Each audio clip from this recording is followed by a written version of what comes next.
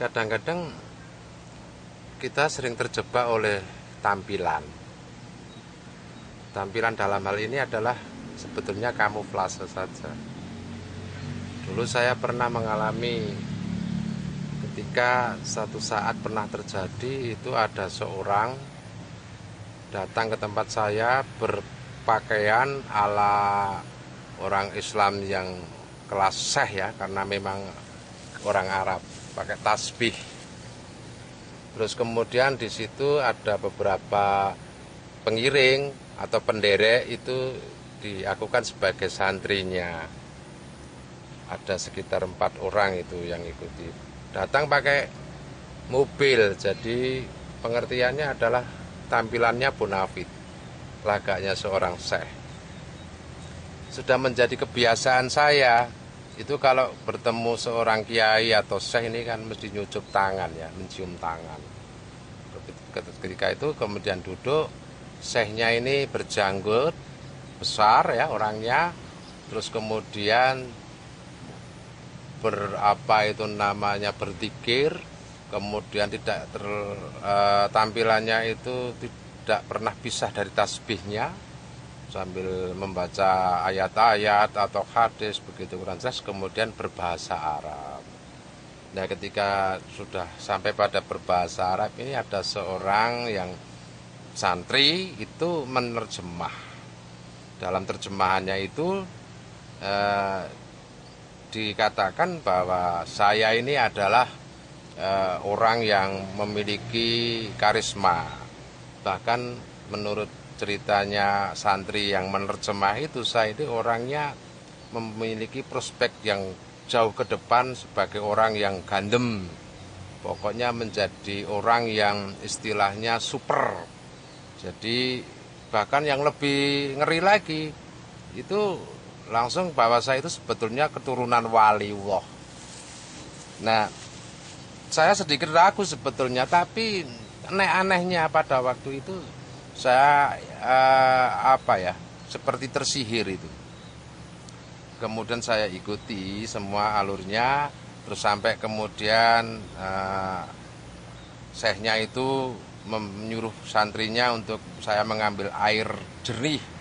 Saya diminta masuk, saya ambil air jernih yang dari istilahnya air murni, kemudian diumah-umi itu.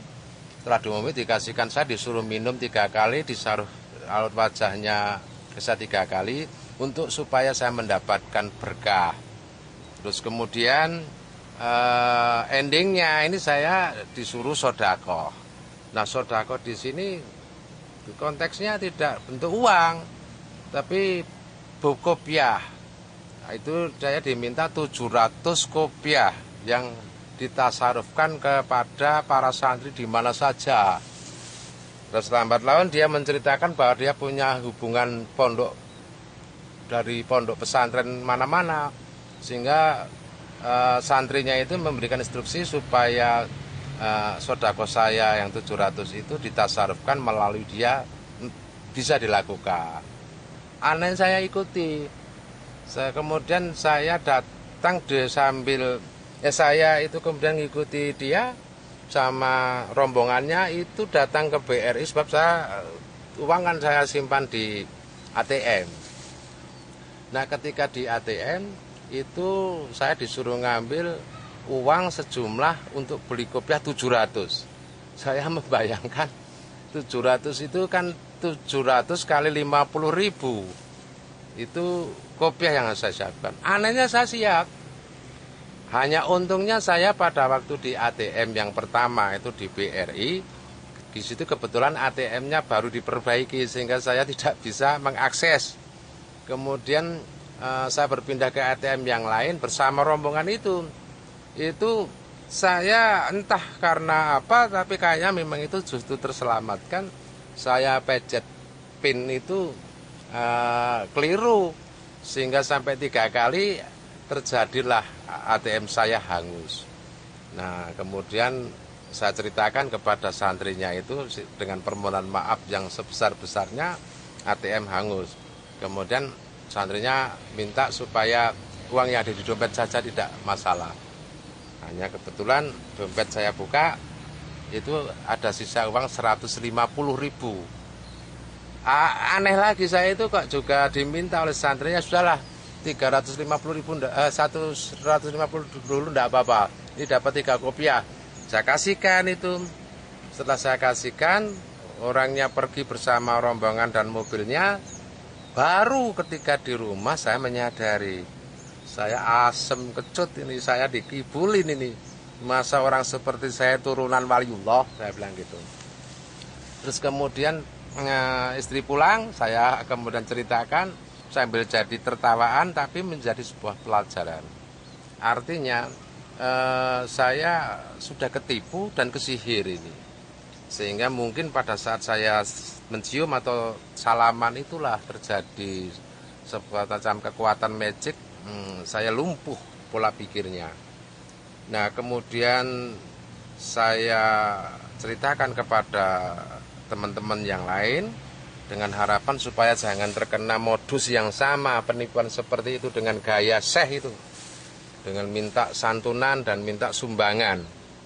Ternyata teman saya itu sudah ada yang ketipu lebih dari saya. Bahkan teman saya itu sudah kiai ya, Al-Mukarram, itu sempat juga melihat dirinya sendiri itu usus-ususnya ini yang ada di dalam perut ini bisa dikeluarkan kelihatan, bahkan dicuci oleh syekh tadi. Tapi itu sebetulnya nggak terjadi, hanya pandangannya yang dialihkan. Nah endingnya teman saya ini yang tidak saya sebutkan sebab dia juga malu. Wong seorang kiai kok ketipu kan begitu. Itu dia ketipu sekitar kalau tidak salah 40 juta untuk sodakonya itu. Ini hal yang sangat memalukan dan barangkali menjadi sebuah pelajaran kita bersama untuk hati-hati terhadap penampilan, gaya seorang syekh atau habib yang kita belum jelas. Kita akan sering gampang saja mengklaim. Asal ada orang Arab, itu dikatakan habib.